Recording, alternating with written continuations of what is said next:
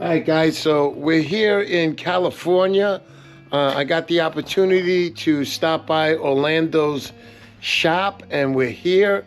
So we're going to give you a little bit of a tour right now, and also the process of putting together one of these babies. First, let's meet Orlando. Orlando, what's up, buddy? What's up, dude? How you doing, man? Great, man. So we're here in your shop. Tell me a little bit about this place and what you're doing here. All right. So yeah, this is my shop. I've been here 4 years. When I bought this house, part of buying a house was I wanted a place that could accommodate to my lure making. So we picked this space out specifically because of the layout and what the opportunity would give me. And of course, you know, having all the safety features for, you know, because when you're playing with wood or any type of product, there's hazards to it. So having a good filtration system, dust collecting system was key. As you can see here, here's my dust collecting system. That's a 6-inch duct, and every machine has its own individual 4-inch duct with the shut-off valve, so I could open and close those valves as I want for each and every individual machine. I have a shut-off here on the 6-inch, so the suction's stronger from the machines going from here to the dust collector. But I also have another valve over there. So yeah, and then I have an air filtration system as well, because not only the dust you know from the machines, you pick up the immediate air dust that's going to create here, but there's still going to be environmental dust. So you want to have a good system, because if you plan on doing this for a very long time, your health, it should be the #1 concern. And so I could do this for a very long time, because if you're making 100 lures a year, it's not a big deal. You can get away with it. But when you're making 100+ lures a month, then that's a whole different story, because you're putting yourself in front of all that product. So on a consistent basis. So do you want me to walk you through more stuff? So sure. I have a bandsaw here. I have 2 bandsaws because it's small cuts, big cuts. They're all on movable wheels, so I can move stuff around. The wood I have here, so I have 2 tiers. So the top wood is my lighter wood. I use that for like metal lips and anything that's like top water. And then my heavier wood is on the bottom 2 tiers. This is all weighed, so that's how I know which one is which. And I use that for some lures that are going to be subsurface lures or whatnot. So all that's mine. It's the same family of wood, but there's different weights to them, unfortunately. You know, that's how wood is. Got it. It depends on what part of the tree you're cutting from that you're gonna get either heavier wood or lighter wood, you know what I mean? So yeah, so let me walk you back here. This is where I do all my painting. So I have 3 paint booths. This major paint booth that I created, it's a 12-inch ducting system. This is where I spray like heavy stuff. If I'm gonna be doing auto clear or like spray paint, anything that has heavy fumes, I'm using this duct right here. The 12-inch duct exits out. I started painting silicone lures, so I use this specific little booth to paint silicone, and there's specific methods, and I have to make stuff from scratch. So and I have specific guns just for silicone. So so yeah, that's where I paint silicone. And then airbrushing is done here. This is where I do all my airbrushing, and then all my paints, I now make my own colors. That's why like a lot of colors that I do are very unique, because I make my own colors from scratch, mix and matching different base coats, and so I make a lot of colors from scratch, and I have my own formulas as far as what color. So this is kind of where I do it. You know, I have a heavy duty compressor. You know, I have 2 filters on that compressor alone, because water, if you get any type of watering in your hose lines, it could ruin certain the paint and whatnot, and then how you spray. So yeah, there's a lot of little details, you know, that awesome stuff come and work here. So yeah, let's go back over here. Go ahead, buddy. Orlando, you're going to be showing us the process right now, exactly what you do when you create one of these jammies. Yeah, so let's make a 7-inch pencil popper, Slappin pencil. We'll make one of those, and we'll try to, you know, from start to finish. Let's do the 7-inch. Okay. Yeah. So like I said, every piece of wood, I'm gonna use a heavier wood. I use Alaskan yellow cedar for my pencil poppers, so we're gonna use the heavier piece of Alaskan yellow cedar for my pencil poppers. Right. And the reason I use the heavier one is because you want a pencil to cast good, so you need a little bit more density and weight to it. You know, not just coming from the lead. You want the weight coming from the wood. So for a 7-inch piece of wood, I usually cut about 8 inches. So I have my marker here, it's at 8 inches. And let me just turn on the dust collector. So 8 inches of wood.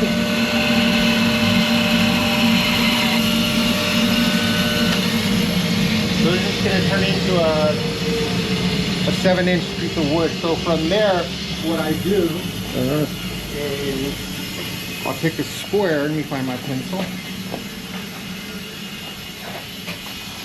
And I find the center this way. And you go around 4 times all around the wood, and that tells you exactly what dead center is right there. So I do the other side.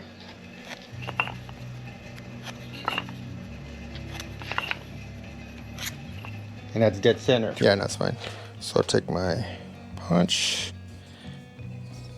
there.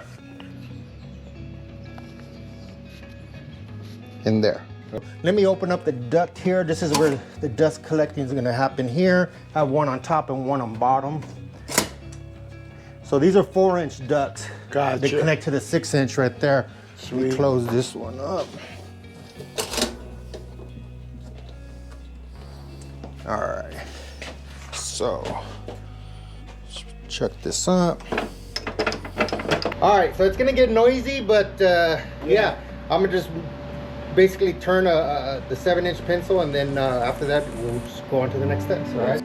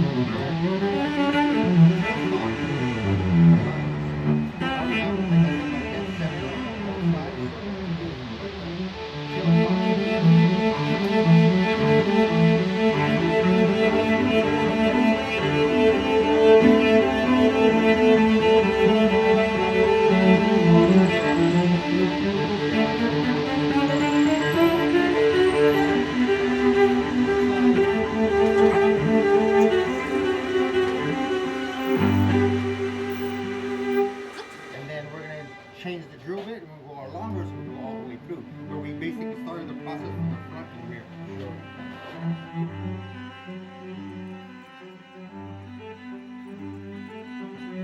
I always start at the head first.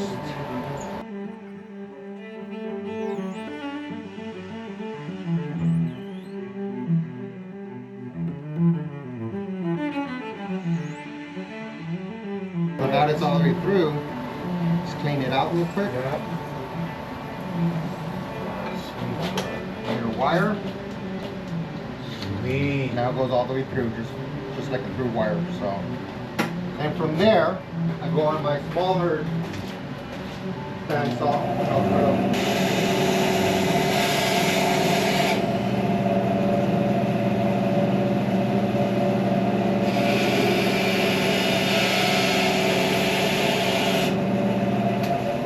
You have the bases. So from here, you can do all your drills for your eyes, your belly hole, and all the details. I go more to, I cut more on this. Right. The whole reason on the Slappin pencil. It's a really popular lure, and the whole idea behind it is I wanted a great casting pencil, but I didn't want something that I had to overwork it, you know, like crazy. You can only do like 5 minutes of, you know, your traditional pencils and overworking it. So this is more of a pencil. You just work it steady and slow. So basically shape the pencil proper. Oh, like I was explaining, the whole reason I wanted a good casting pencil, but something that you didn't have to overwork yourself to use. And that's where I came up with a design. I have a fat back here, so that's where the floating comes available, but then you have a slim surface here, so there's less mass here. And then also when it slaps the water, it's creating a splash. So it's one of my favorite pencils. A lot of people's favorite pencils is, you know, the Slappin pencil. It's kind of built my name off this one lure. It's a lot of people's favorite pencil to go with. So from here, what we'll do is we'll lay down some primer and some paint real quick. Okay. And then I have one that's already done up. Yep. And then we'll show you the whole wiring Let's show process. it right now. Okay. Yeah. All right.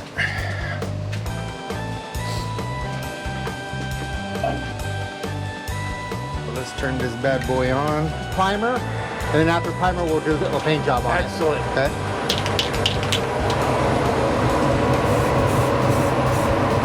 So your first coat, you always want it to be light. You never want to go heavy. Just a real light coat because you just want it to grab.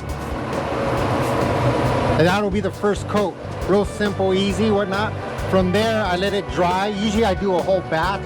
So by the time I get to this, 20 minutes have passed by.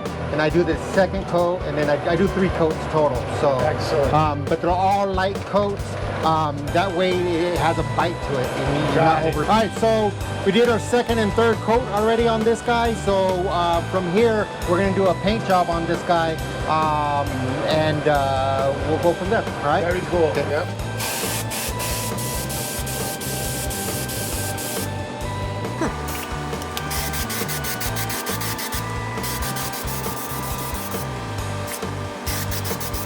All right, so usually for bunker, I'll go a yellow, then a pink, then I'll go dark, and then I'll do like a olive green.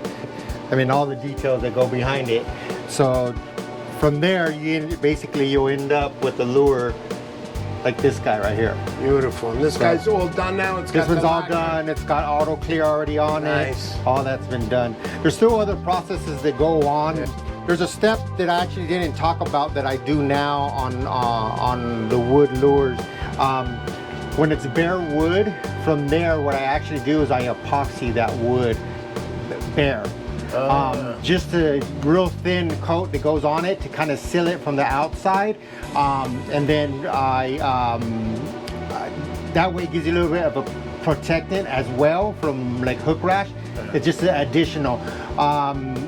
After it's cured, then from there I wet sand it all nice and smooth, and then I do the primer and paint and all that stuff. So after this process now, Orlando, where do we go? We're gonna go to my other shop where we're gonna do the wiring. So let's do it. Let's do it. From there, we're gonna come over here, we'll measure, we'll put the lead in. It's already been cut out to spec. Right. And then I'll put my marker.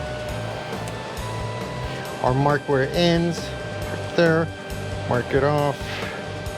Measure it's right there.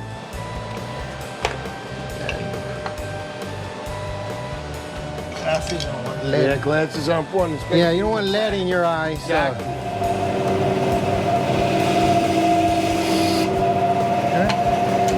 Then we'll clear it. Because you see how it's closed right there? You have to give it something clear, so just kind of give it a nice poke, little dry right there.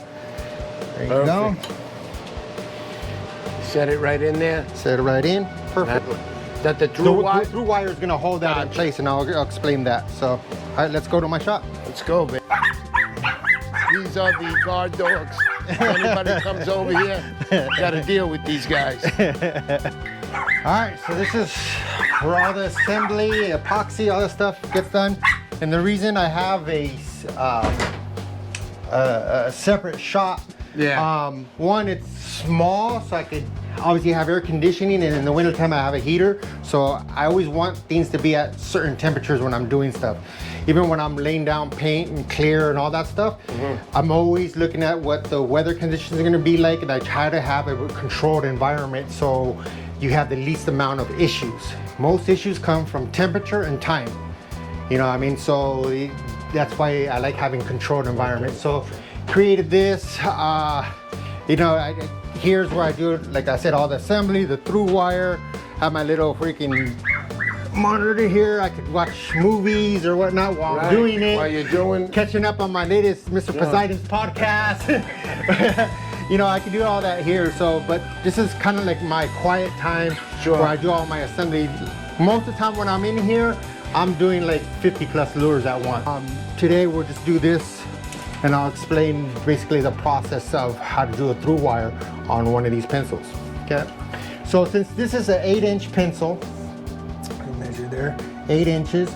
I typically go 4.5 inches above what the lure length is for as far as wire. So I'll take wire here.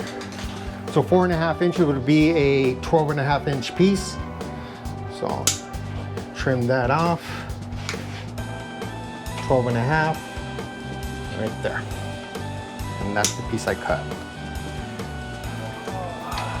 From there, I'm gonna bend the wire. So I like using a tighter one there.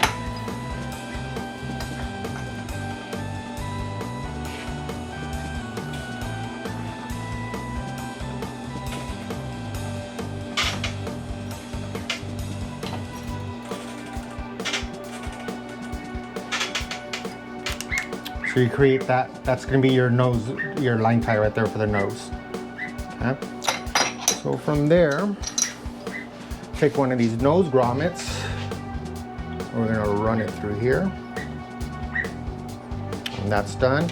And from here, take a little handmade tool I made for myself, just kind of clean out any excess debris that may be in there. See how something always will come out. Then I pick the swivel I'm gonna use. I use a Spro heavy duty swivel for this, 370 pound swivel. And that's gonna be one. And then I'm gonna have the tail grommet. So it's depending on the size. I have different size tail grommets is what I'm gonna use. And then they come kind of flat as I kind of curve them a little bit, so it has a tighter fit. So give it a little smash. Put that. So grommet, we're gonna put this on the on the ass end. Then we're gonna take our through wire, run that through, put the swivel in, through, give it a little pull, it's snug. Grommet goes through there. Make sure this is lined up, even. Give it a little push. Go. Nice. Nice and snug. Take my pliers. Use that. And then go down. And I use my other set, a little bit more thicker.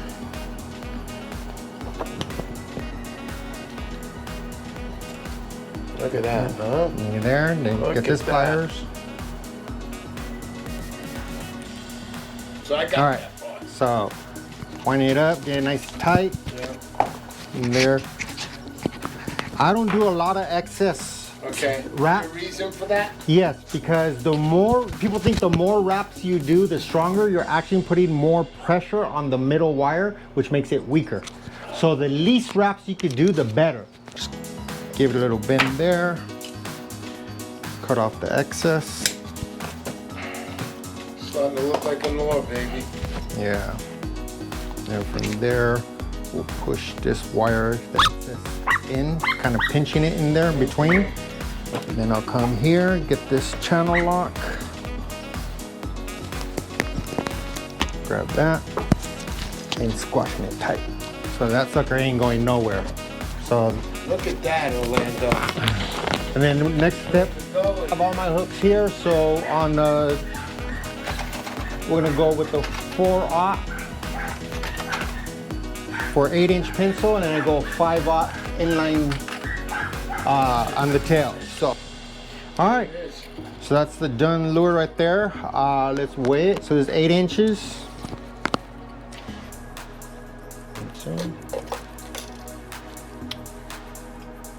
2.8, 2.83, almost 2.85. Yeah. So from there, what I would do is to get my package here, get a marker. 2.85 ounces.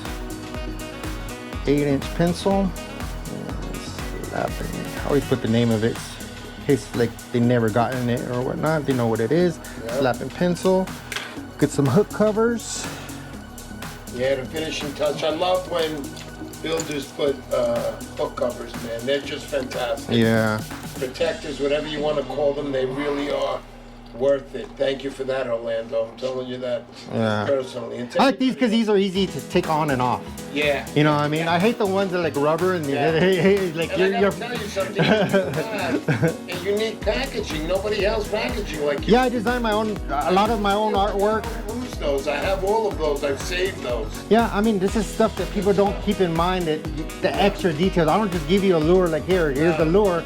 I have pride in my stuff. Everything is on there, tells you the specs.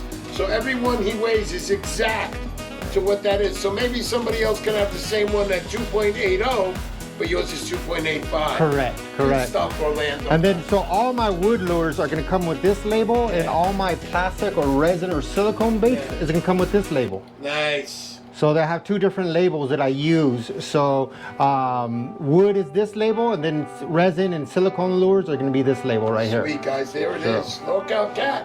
So Orlando putting together the magic. Yeah. If you guys want to order a lure, you know what to do.